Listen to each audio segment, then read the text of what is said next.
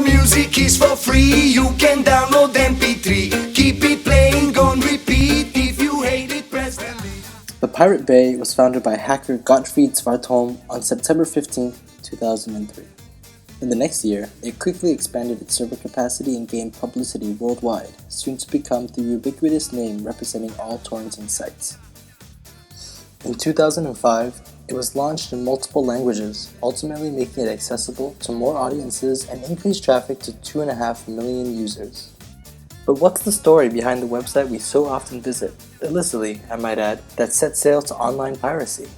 How does a simple search bar and a symbol of a pirate ship give us free access to hundreds of millions of files, a third of that being porn? You can instantly have access to music, books, movies, TV shows, games, applications, and essentially any fathomable file. The Pirate Bay and all other torrent index sites rely on the BitTorrent protocol, aka torrenting. This is also known as peer-to-peer file sharing. When you torrent a copy of Kim Kardashian's sex tape, you have open channels with potentially everyone who is currently seeing that same file, which allows it to be so fast. Instead of downloading an entire file from a single source, you are now downloading just bits of each file from many seeders, hundreds at a time. A user's BitTorrent software is what orchestrates this exchange. It takes many players in the symphony to create the sweet sound of high-definition pornography on your laptop. The term torrent comes from the metaphor of torrential rain.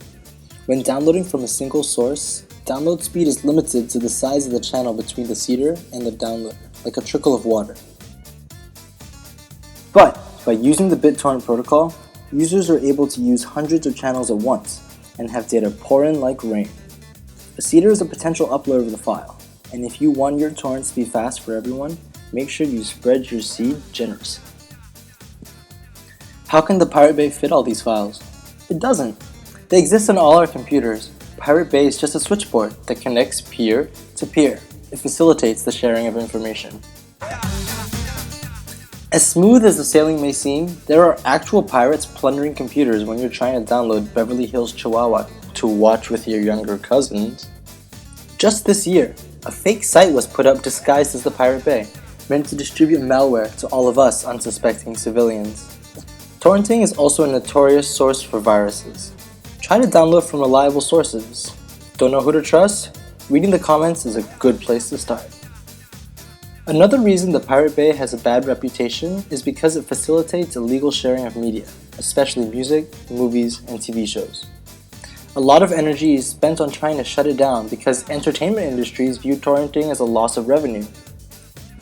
However, these industries have not been noticeably declining since the advent of online piracy. HBO recently issued a statement saying that people torrenting their shows actually increases revenue and generates more interest in programming. Their master of coin isn't disappointed. The Pirate Bay is an interesting venue to evaluate IP law and copyright. There are a lot of ethically gray areas like should music be shared freely?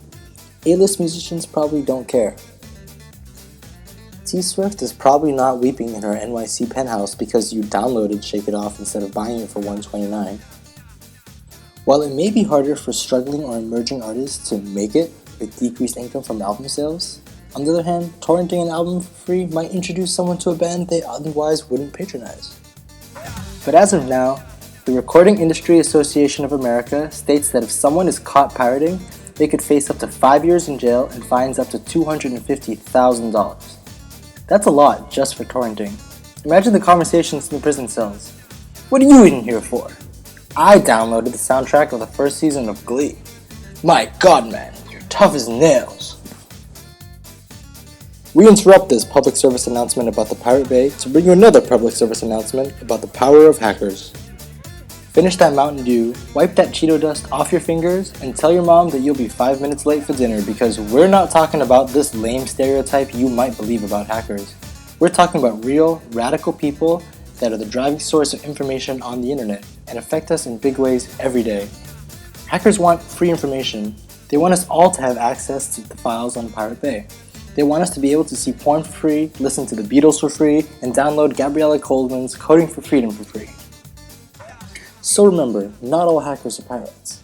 The hacker community has many other goals than just maintaining the Pirate Bay. For instance, the group Anonymous has recently declared war on ISIS. Other hackers have been involved in issues from privacy, data breaches, to establishing precedents in intellectual property law. That's all for today, folks. Thanks for listening, and we hope you learned something useful. Our music is for free, you can download MP3.